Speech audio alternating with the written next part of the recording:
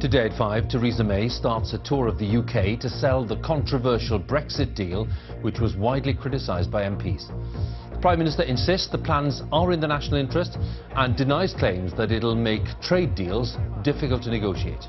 We will be able to do trade deals, to negotiate trade deals with countries around the rest of the world. And as regards the United States, we've already been talking to them about the sort of agreement that we could have in the future. But as Mrs May visited Wales and Northern Ireland today, she was aware of highly critical remarks from one of her political allies. This deal actually just gives us the worst of all worlds.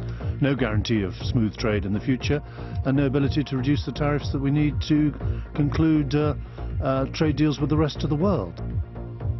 We'll have the latest on Mrs May's tour, and we'll be speaking to the DUP of Northern Ireland, the Prime Minister's parliamentary partners. The other main stories on BBC News at 5. A sharp rise in the number of migrants trying to cross the English Channel by boat, including another 18 today, a one-year-old baby among them. A bus company has fined almost £2.5 million after one of its drivers crashed into a supermarket, killing 2 people. Global efforts to tackle climate change are way off track, according to the UN, as it details the first rise in CO2 emissions in 4 years. And tributes to Baroness Trumpington, a wartime codebreaker, former Conservative minister, who's died at the age of 96.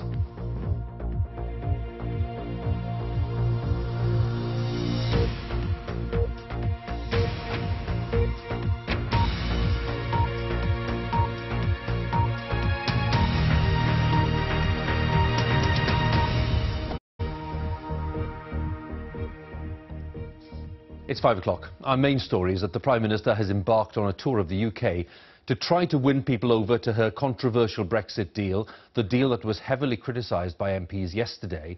But earlier today, one of her most loyal supporters, the former Defence Secretary, Sir Michael Fallon, declared that the deal was doomed and the worst of all worlds.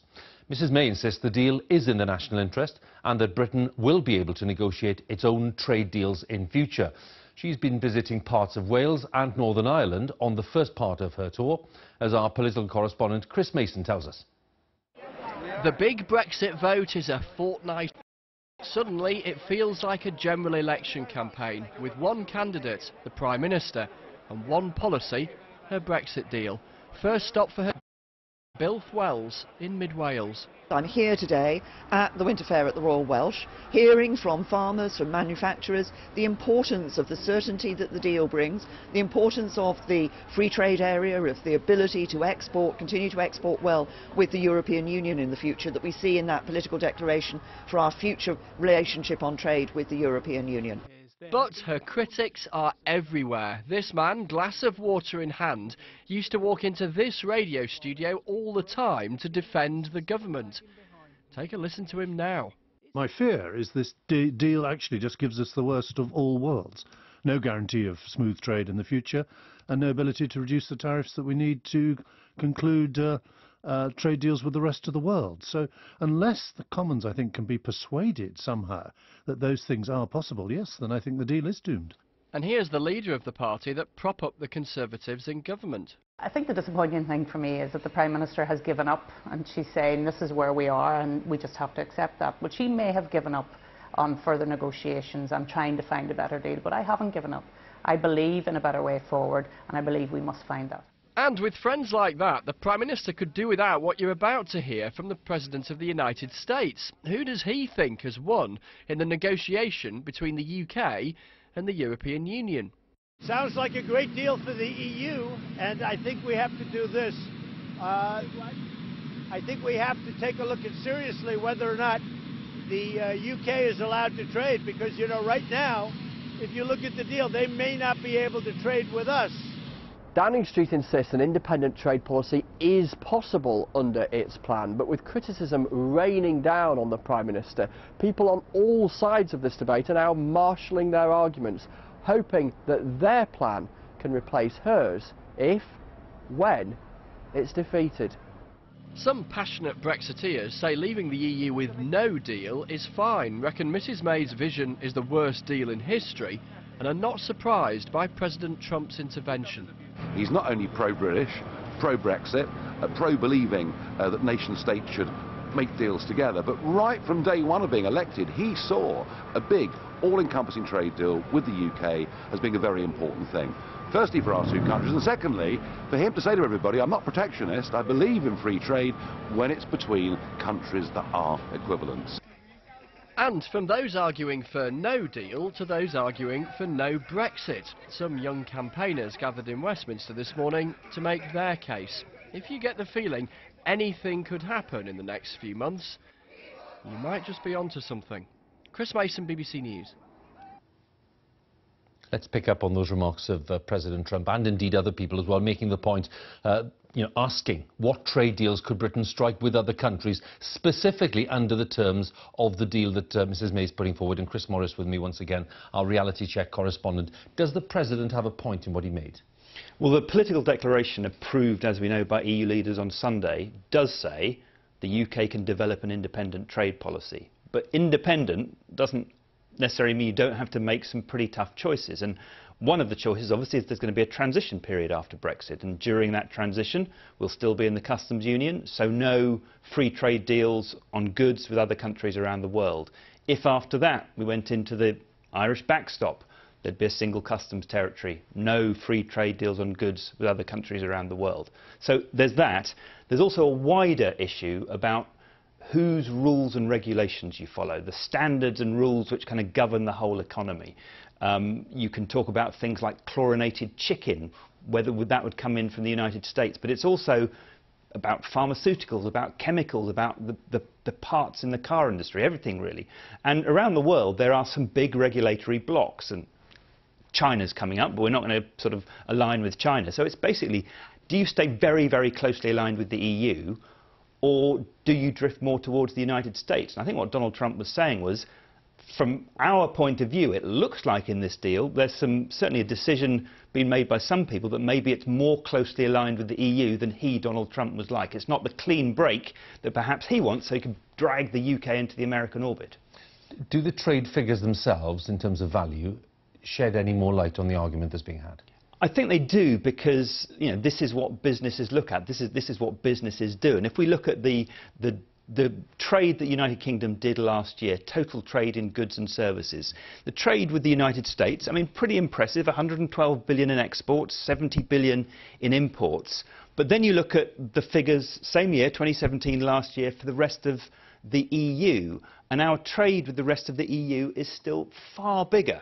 Now, as you know, a lot of Brexiteers say, yeah, but there are markets around the world where, which are increasing in size very, very quickly, far more quickly than our trade with the European Union, which is shrinking as a size of our overall trade. But our trade with Ireland is still bigger than our trade with China. So the trade with the rest of the EU after Brexit will remain by far, for years to come, our most important market. And that's why businesses are saying, look, if I'm dealing in chemicals or I'm dealing in pharmaceuticals, I still want to be as close to the European Union as I can be, but there's a choice there. Maybe you're taking back control of that choice, but the choice is, do we stick as close as we can to the EU for those things, or do we follow other people's advice and go for that sort of global buccaneering role?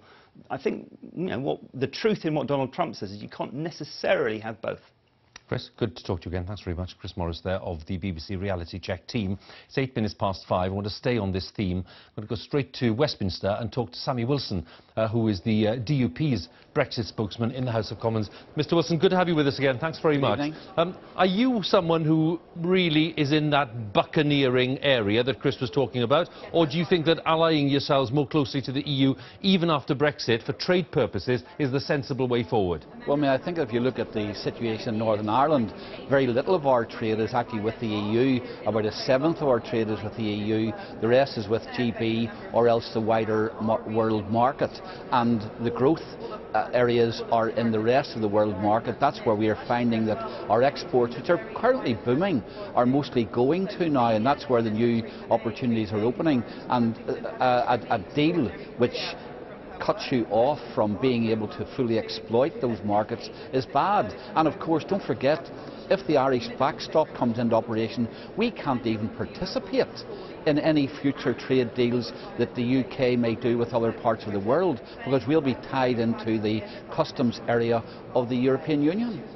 Why, with that in mind, Sammy, why then are so many businesses in Northern Ireland telling us clearly, they're telling you as well, that they think that this deal, though not perfect, the one that Theresa May is putting forward, is the best way forward right now? Well, I think for two reasons. I mean, first of all, many of those businesses tell me, look, we will almost at the minute take anything which gives us a degree of certainty, even if in the long term there may be severe consequences from that. And secondly, I think that a lot of those business organisations didn't want to leave the EU in the first place, and they now see an opportunity to try and undo the result of the referendum that they were unhappy that we ever voted to leave the EU from in the first place. Do you put the Ulster Farmers Union in that category? Well, yes, and the Ulster Farmers Union is a particularly strange one because the agreement is quite explicit about farming in Northern Ireland. The agreement makes it quite clear that in the event of the UK leaving and the Irish backstop coming into operation, any subsidies and any support for farming in Northern Ireland could be and would be capped by the European Union to make sure that any support which the UK government gave to farmers in Northern Ireland could not exceed the support which was given in other parts of Europe. So, I mean, the Ulster Farmers Union one is a particularly strange one. I'd have thought that they would have wanted to make sure that they were free from the kind of restrictions which the European Union would impose on farmers. One of the reasons why, of course, many farmers have said that they don't speak for them. Well, maybe it's because, I mean, you will know better than me, but maybe it's because they think that this deal, though I say, you know, imperfect as it is, as they keep on telling us, is the best guarantee of stability at this point. And you've mentioned yourself that people don't want uncertainty. They don't, but you know, to swap uncertainty for a bad deal which gives you damage to the economy in the long run and the medium term, I think is a very bad choice. And you know, if I know we don't have time in this interview to go into it, but to be excluded from future UK trade deals with the expanding parts of the world, to have EU regulations imposed on us which would interfere in the workings of many of our industries and impose bad rules on many of our industries, costly rules which we have no chance of ever changing or leaving aside, and putting a barrier between Northern Ireland and GB, which the agreement states will happen. Between Northern Ireland and GB, which is our biggest market, that doesn't strike me as a good economic deal, let alone the constitutional issues which are involved in all of that as well. Have you heard anything over the last 24 hours, either back home in Northern Ireland, from lots of these organisations, from your own people there, or indeed at Westminster, which would make you rethink the ambition that you have, which is not to vote for this deal? No, I haven't, and indeed, you know, it's significant. The Chancellor came and spoke at our party conference at the weekend, and even the Chancellor, who of course is supporting this deal, admitted that this deal was not good for Northern Ireland, either in terms of the constitutional position or indeed our economy. And the only hope that he could hand out to people was, well, we hope we will never have to implement it. But you know, that's very, very little comfort to people who are faced with an agreement which is legally binding and which the EU negotiators and indeed the President of France has said at the weekend will be used as a lever to get further concessions. Sammy Wilson, good to talk to you again. Thank you very much. Sammy Wilson there of the DUP speaking to us at Westminster. The time is 13 minutes past 5. Two small boats carrying 18 suspected migrants have been stopped in the English Channel. An 18-month-old child is believed to have been among them. In the last 3 weeks, 110 migrants, many claiming to be Iranian nationals, have reached Kent from France. All have been passed to immigration officials. The recent surge in attempts across the Channel is being blamed on gangs who are stealing small craft to smuggle migrants into Britain. Our correspondent Colin Campbell sent this report from Dover. Rescued off the coast of Dover in an inflatable dinghy. These are migrants from northern France trying to get to Britain. In the last few months, there's been a surge in this kind of activity. A migrant camp in Dunkirk we're secretly filming using an undercover researcher. It's smugglers like this man at the heart of the problem, willing to risk lives for financial gain. A boat, it will cost you £3,000 to £4,000. I'm taking 3 people with me. They pay in cash. We get a boat and off we go. He says he was a fisherman in Iran and getting us across the channel would be easy. Look, I will check the weather. You have waves in the sea, ferries cross the water, and they can drag you underneath them even if you're 1 kilometer away. But I know the sea routes where you will not be disrupted by the ferries. More than 100 migrants have reached the Kent coast by boat in the last 3 weeks, but not all that depart succeed.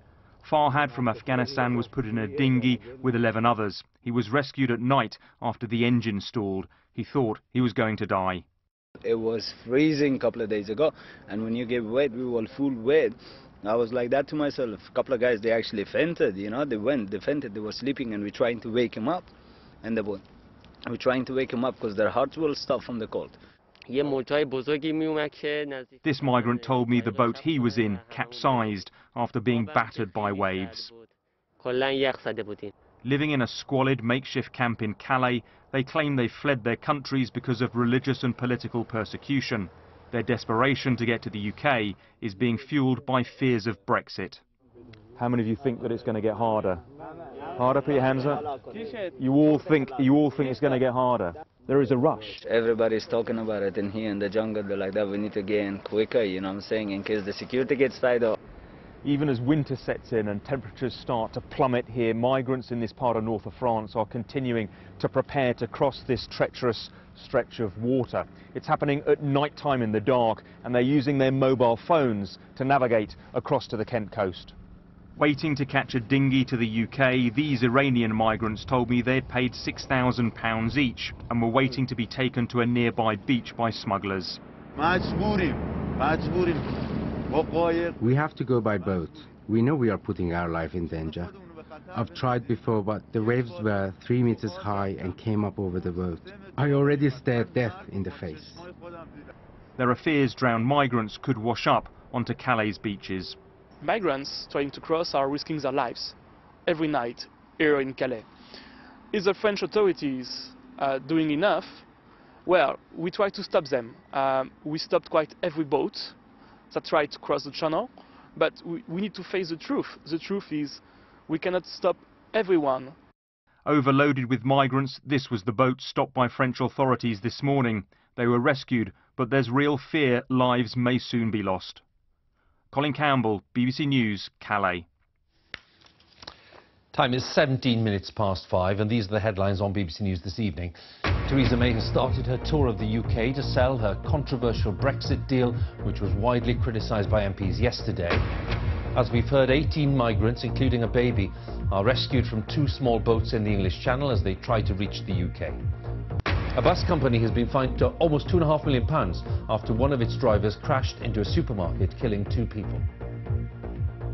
And in sport, Jose Mourinho says he'll walk to Old Trafford for United's Champions League match against Young Boys if he has to. Their 2 home games so far have been delayed because of traffic problems. Win tonight and they could go through to the knockout stage. The second leg of the Copa Libertadores final won't be held in Argentina, but it will be held on either the 8th or 9th of December. The venue is yet to be announced. And former England defender Sol Campbell has his first manager's job. He's taken over at Macclesfield, the bottom club in the English Football League. I'll have more on those stories just after 5:30.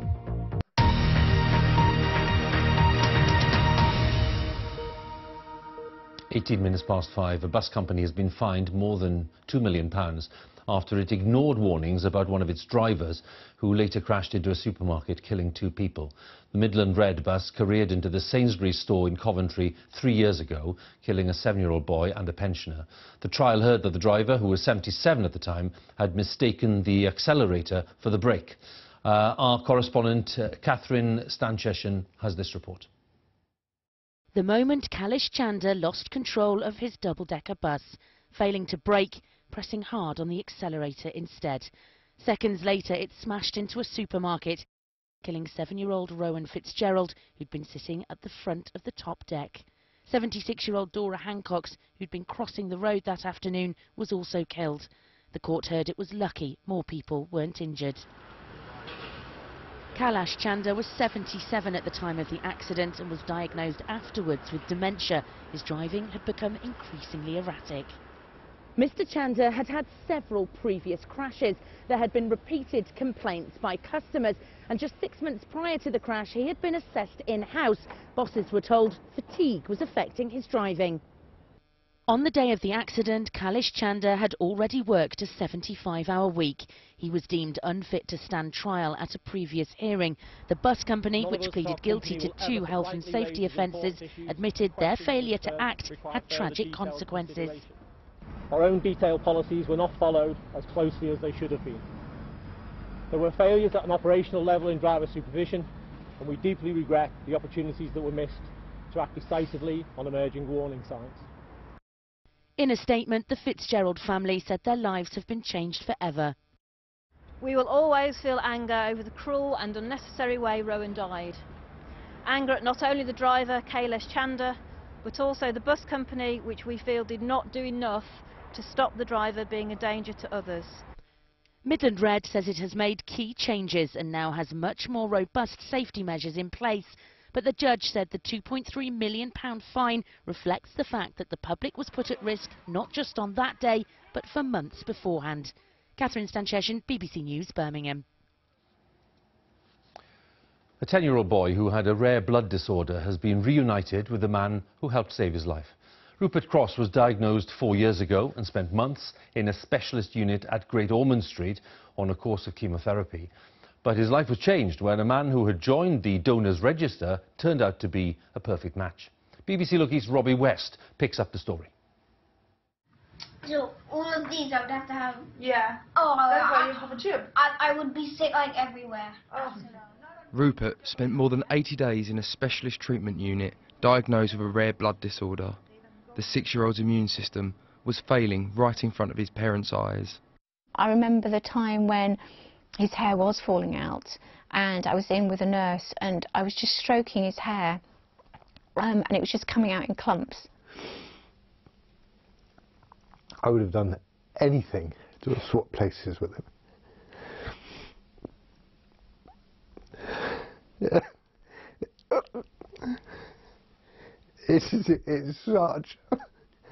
It's such a horrific experience.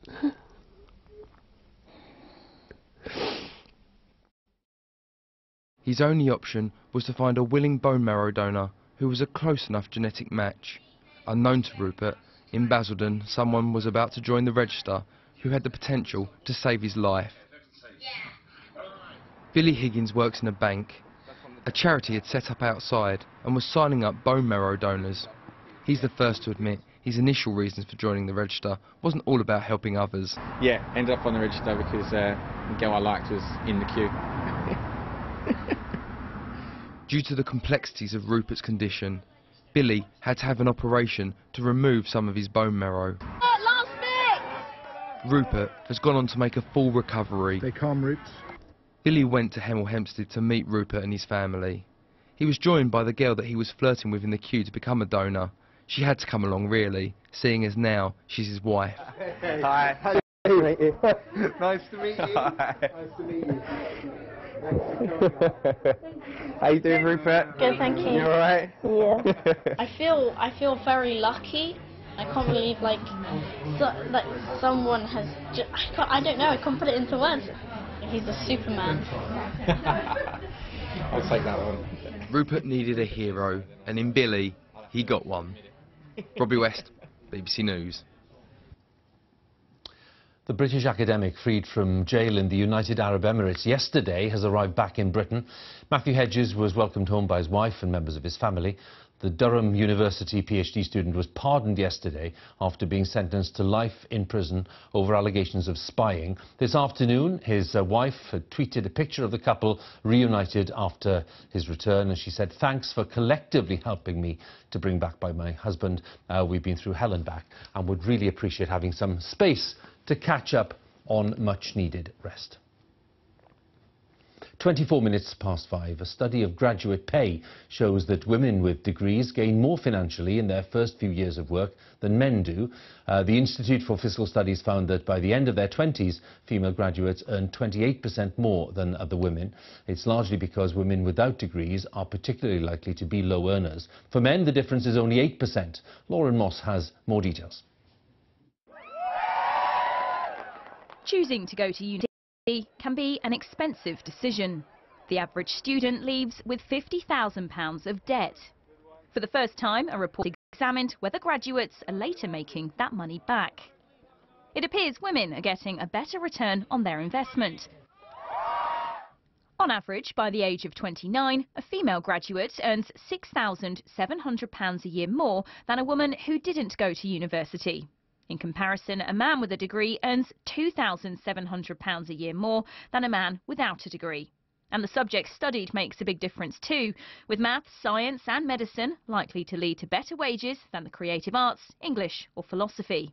We do see lots of men studying at institutions with 0 or negative returns by age 29. It's important to bear in mind, though, that this return is likely to grow through men's 30s, as graduate men tend to earn at a faster rate through their 30s than non-graduate men. For women, we see a large average return of around 26%. That does vary, but it's a pretty consistently positive story for women. These figures are only a snapshot of average earnings at the age of 29. They don't look into how what may happen next in life could have an impact, such as how if a woman has children, that could affect her income, and how male graduates tend to earn more later on. Some students think the findings may affect what people choose to study. Obviously there are quite a lot of degrees out there that aren't as employable. I think it should impact people's choices if money is something that drives you. Maybe people, are discouraged going to study art or like literature, but I feel like, it's really sad to think about. The government is to review university tuition fees. The focus will turn to which institutions offer the best value for money. A good degree will be worth the investment. What I want to see is universities competing to offer the best quality, value for money degrees to our young people. As students prepare to send off their UCAS applications early next year, questions will continue to be asked about how well prepared they'll be for life after university. Lauren Moss, BBC News. Time is 27 minutes past 5. We'll have a look at the headlines in a moment. We'll catch up with the day's sport as well. But Chris is with me today with the weather. Hi, Chris. Thank you. Well, this is the last of the chilly days. The weather is turning milder. It's already been turning milder, actually, through the afternoon across parts of Wales and southwest England, behind this band of rain that continues to edge its way northwards and eastwards. And even as that one clears, the weather becomes dry for a time. A few mist and fog patches possible over the hills. We do have another band of rain that's going to be coming in for the second half of the night. So probably best summing up rain at times, I think.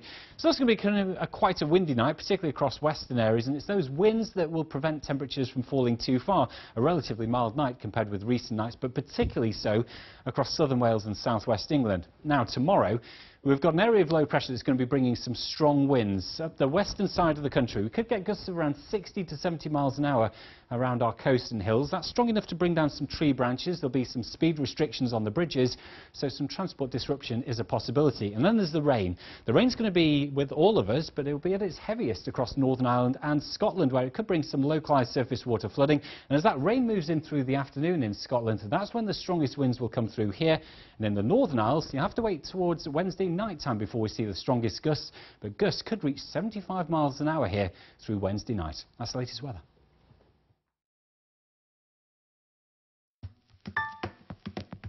Stories set to shape the news agenda. Headlines freshly written. Original perspectives on the day's unfolding narratives. See the bigger picture as it emerges. The Papers, weeknights at 10:40 on the BBC News Channel. Follow the story, whatever you're doing, wherever you are. You can follow the moment in depth with BBC News. Get the full story at bbc.co.uk/news. Get the headlines as they happen with the Breaking News Alert. And keep up with events by watching the BBC News channel in the app. Follow the story wherever you are with BBC News. I'm Catty Kay in Washington. I'm Christian Fraser in London. Let's start with The European Union, Brexit, Russian interference. Donald Trump's Twitter feed. We'll move on. I think there are going to be a lot of questions now. Yeah. I think it's going to be fascinating to watch. We're nearly out of time. This is a big deal. Beyond 100 Days, Monday to Thursday on the BBC News channel.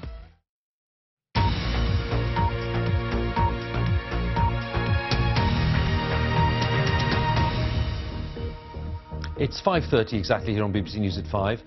Let's have a look at the headlines this evening.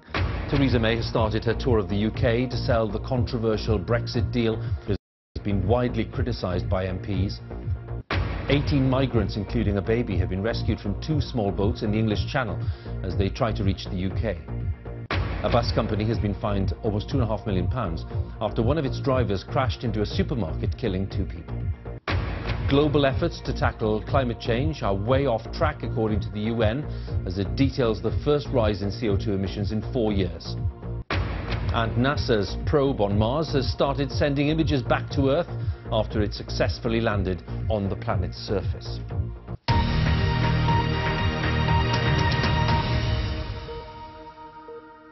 So at 5:31, let's catch up with all the day's sports news, and Azzy's there today. Hi there. Hi Hugh, thank you. Manchester United manager Jose Mourinho says if he has to, he'll walk to Old Trafford for tonight's match against Young Boys. It's after traffic problems saw their last 2 home Champions League matches delayed. Well, United haven't won at home in the competition this season yet, but Jose Mourinho says there's no pressure on his side. Our sports correspondent David Ornstein is at Old Trafford. He got there nice and early to beat the traffic. David, Jose says he isn't, but surely he must be feeling the pressure. He'll certainly be feeling the pressure of getting here on time after those 2 problematic home games in Europe this season. Greater Manchester Police warning that everybody should try and get here early with traffic problems, the Christmas markets, and around 3,000 Young Boys fans walking here from the city centre. As for the match itself, well, Manchester United will be bidding to get back to winning ways. It's been their worst start to a season in 28 years. They're bidding to avoid going 4 European matches without a win here at Old Trafford for the first time in their history, bidding to avoid going 3 European matches without scoring here at Old Trafford for the first time in their history. But of course they beat Young Boys in September 3-0 convincingly in Switzerland. They're runaway league leaders in the Swiss Super League, Young Boys, but they've not ever beaten a team in England. And they're also struggling in this season's Champions League. They've lost every match in the group stage 3-0. So Manchester United should win this match tonight, but never guarantee anything with this United team. Absolutely. David Ornstein, thanks for joining us from Old Trafford. Well, a win for United could send them through to the last 16, but Manchester City need just a point to make the knockout stage. But they face the only team that have beaten them so far this season. They're in France to play Lyon. I want to qualify. That is the first target. In that period, when you start the season until now, the most important issue is qualification for the Champions League. With the Premier League, it's important to be there, of course, with that, but at the end you have more time. But if you make 1 or 2 mistakes, you can be out. And it's so dangerous competition, this one, so dangerous. The organisation which runs South American football says the postponed second leg of the Copa Libertadores won't be played in Argentina, but the match between local rivals Boca Juniors and River Plate will take place on either the 8th or 9th of December, with the venue still to be decided. It's after the original fixture was postponed after Boca players were injured in an attack on their team bus, events which one former player said aimed Argentina. Mauricio Pochettino has described the violence as being a cultural problem in his home country and one that might never be solved. He likened the situation to that in England in previous generations. For me, it's cultural, and how you are going to change, I don't know, I promise. I don't know how to change that, because it's so difficult for the politician, it's so difficult for the people that try harder to change. But this, I think, is cultural, and and to work we need to do a very tough job, and I'm not sure that it's going to change. Sol Campbell's been appointed manager of the English Football League's bottom side, Macclesfield Town, after agreeing an 18-month contract. It's the former England defender's first job in charge of a team. He had previously complained that his managerial career in England has been hampered by a lack of opportunity for black coaches. Macclesfield are 5 points adrift at the foot of League Two.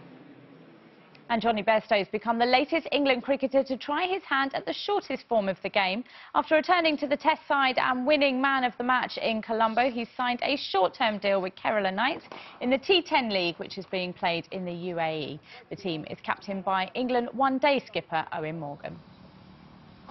That's it for now. We'll have more sport for you in Sports Day at 6:30. Azzy, thanks very much. And the time is 5:35 here on BBC News at 5. Now, let's get more on the Brexit story for you in all its kind of complexity, of course. That warning from President Trump that a trade deal with the US would be more difficult under the proposals put forward by Theresa May. Mr. Trump suggesting the agreement sounds like a great deal for the EU. That was seen as a hugely provocative and unhelpful remark in Downing Street. He said it could hamper a future trade deal. The former Defence Secretary, Michael Fallon, as we reported earlier, said those comments had to be taken seriously. So with that in mind, I'd like to talk to Gary Hufbauer, who is a senior fellow at the Peterson Institute for International Economics, a former Deputy Assistant Secretary for International Trade in the US Treasury, and he joins us now from Washington. Mr. Hufbauer, thank you so much for your time today. Can you put the President's remarks in context for us, and what do you think he was trying to achieve by them? Well, sure. The deal, as I understand it, requires the continuation of the present EU-UK relationship to December 2020. After that, there's a backstop for the UK to remain in the customs union with all the regulatory provisions and tariffs and so forth of the EU, unless something else is negotiated through this political declaration. Now, what that means is that certainly until December 2020, which is, sort of the end of President Trump's time in office, unless he wins a second term, the UK can't negotiate a tariff-free deal with the United States, nor compromise on regulations with the United States, because those are the EU rules. What might happen afterwards, depending on how this political declaration works out, is that the UK could be free to negotiate a services trade agreement with the United States. And the UK is very much a services economy, as is the US in terms of the percentage of output and so forth. It's very loaded towards services.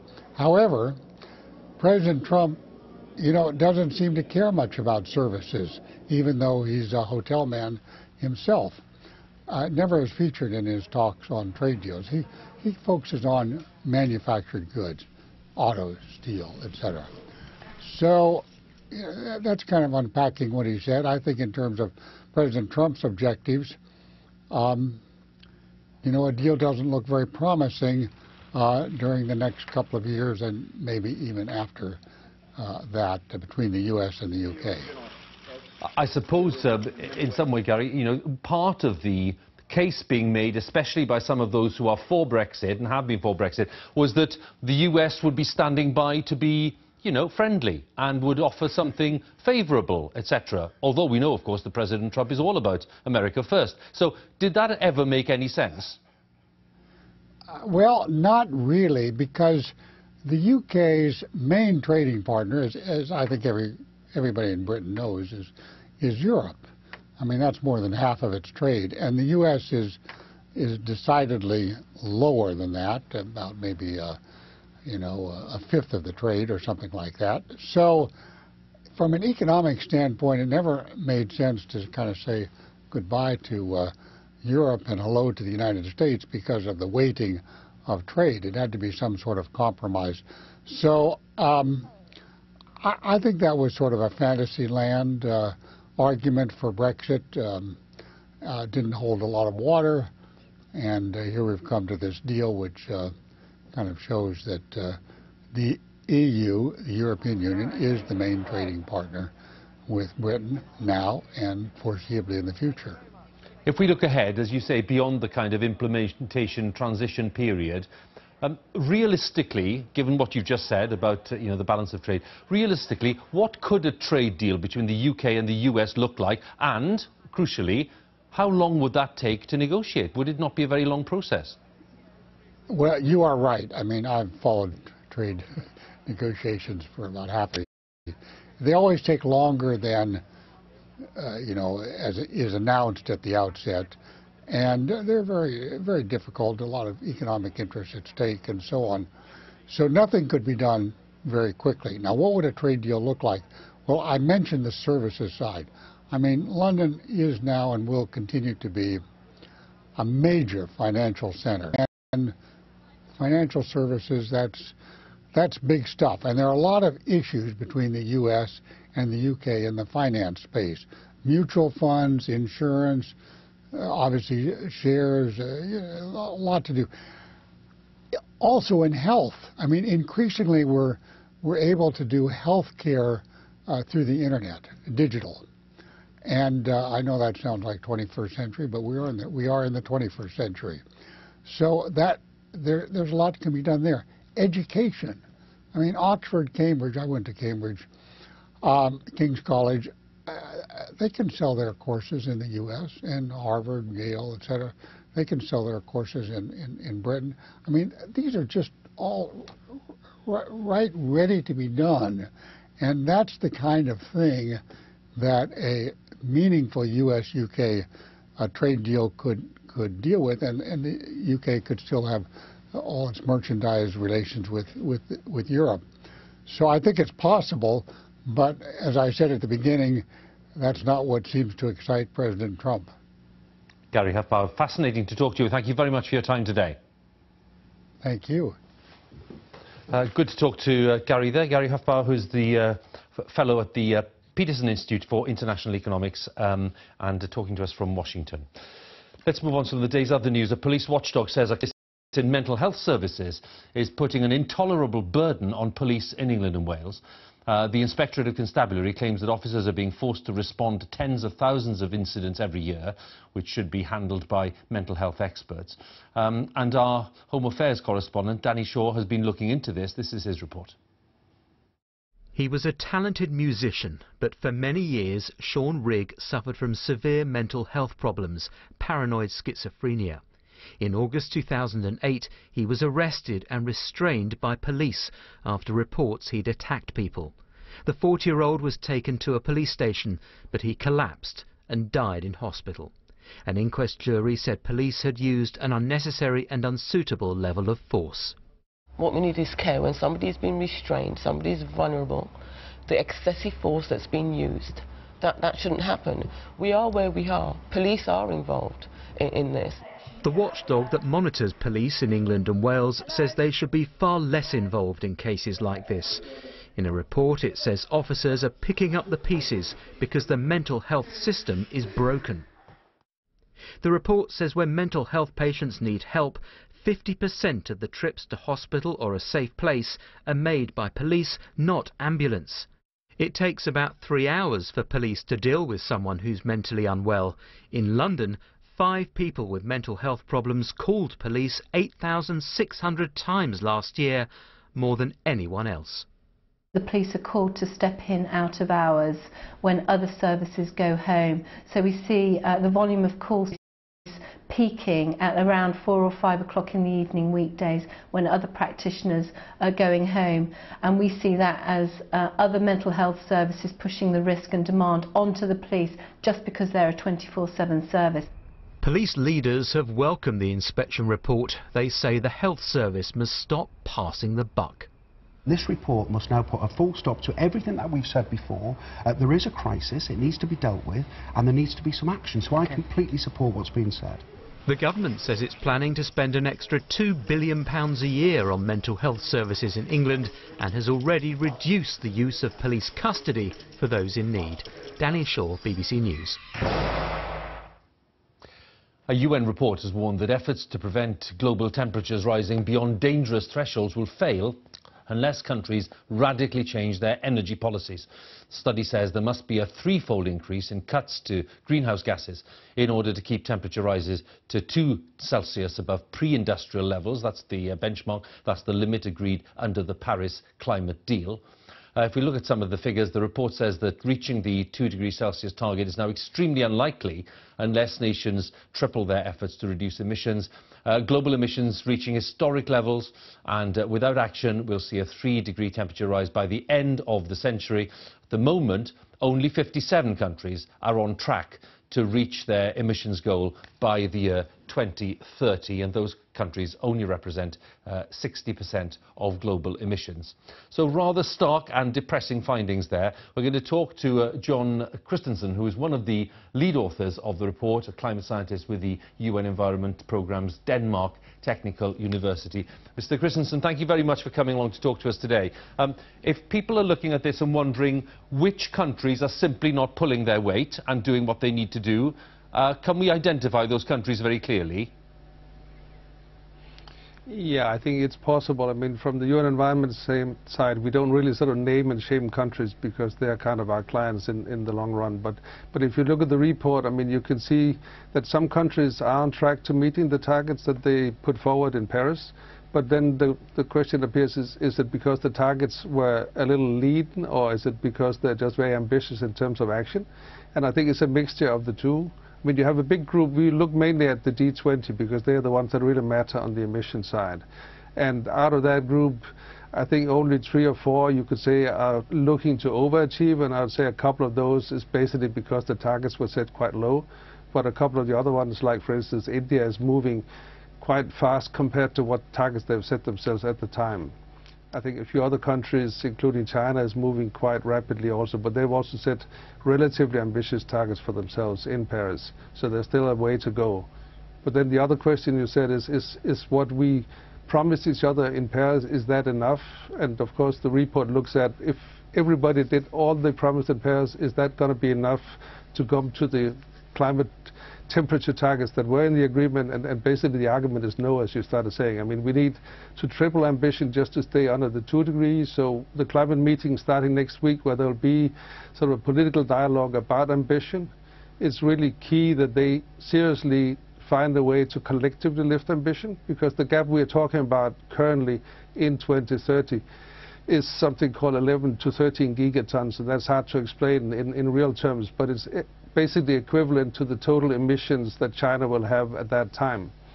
And I don't think it's realistic that they will close down their emissions right away. So it's something that really needs to be covered worldwide to be able to achieve the targets that are necessary to stay with the degrees that we hope for.